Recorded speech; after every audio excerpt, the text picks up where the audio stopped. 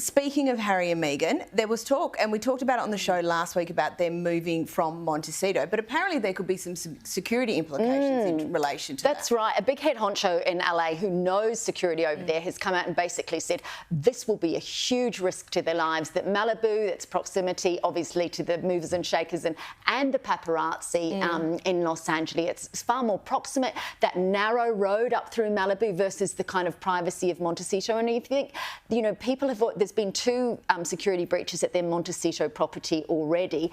They've already got a monstrous security bill, which without the means to really pay for it going forward. If the actors' strike continues, whether or not they can do the work through their foundation, who knows? So how will they... and this expert was talking about the fact that their security bill will double. So it'd be $3 million Australian dollars a year. I mean, that's a lot of money before you even start to think about it. Other, you know, costs for living.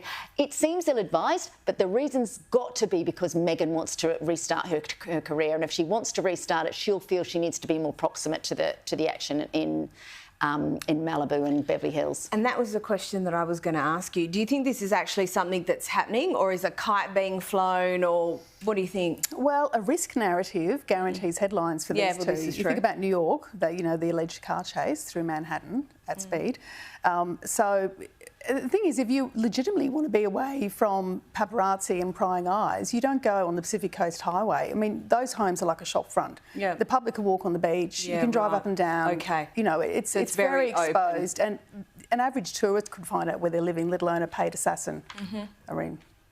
Yeah, OK. Perhaps it's not such a great idea. Well, you think about it, this is a man who has told how many people he killed in the Taliban. Yeah. So, you know, he's got to be a security risk. Yeah, that's also true. Now, look, in the latest instalment, I suppose, of the Windsor family dramas, apparently Prince Harry sent a note to Charles at about the time of Prince Philip's passing. I don't think it helped things, though.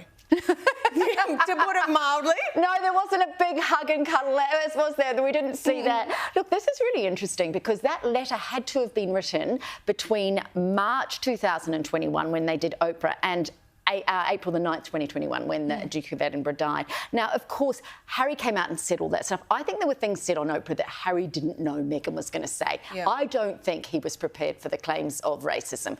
I think, you know, she got more bold as the interview went on, and things came out that I don't think had been rehearsed.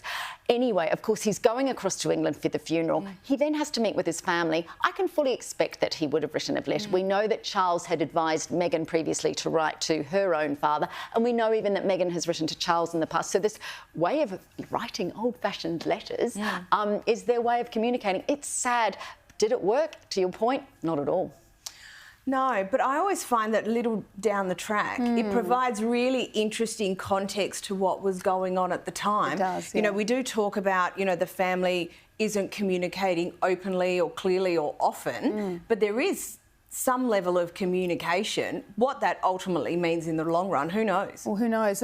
But why are we talking about it? Why do we know about it? Somebody's leaked it. It's clearly not going to be Charles. So it makes Harry look better to have this story that he's extended an olive branch to his father. But also he's written to his father because clearly a phone call has not cut the mustard. You know, whether Charles takes his calls, who knows? But I don't think he wants to cut off all contact. But it's a bit about feathering the nest for me. It was him about, you know, sort of the overture before he landed in the country amongst all his grieving relatives and potentially the cold shoulder. Yeah, that's also... Yeah, that's interesting, isn't it? I wonder what he has him listed in his phone as. I've got favourite daughter and the other one's got most adored daughter. I'm not thinking that Harry is down in Charles's phone. Wouldn't you laugh if he was down as the whinger or something? Yeah, that would be fabulous. That'd be fabulous. That'd be like...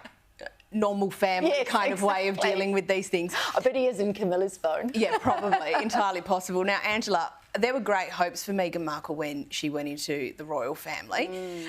But she apparently let, again, and this is something that has been leaked since, she's let a few things slip in those early days that raise the heckles. That's right. I think looking back, you know, remember they did that Heads Together, the four of them, the Fab Four. That's when we came out with the Fab Four. And she said during that interview she was going to hit the ground running. Now, there's been speculation and talk.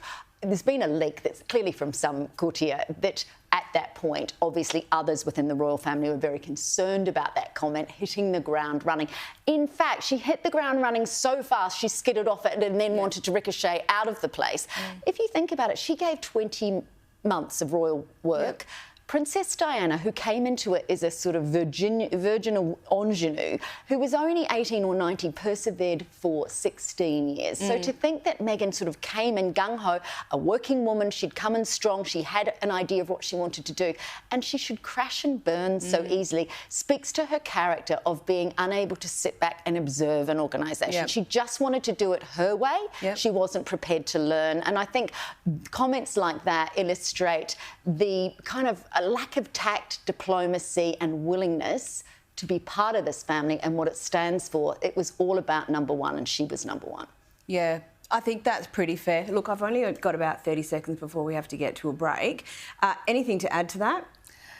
Well, Diana, I think, navigated a very treacherous path towards the end, I mean, with the family itself. And I think if Meghan...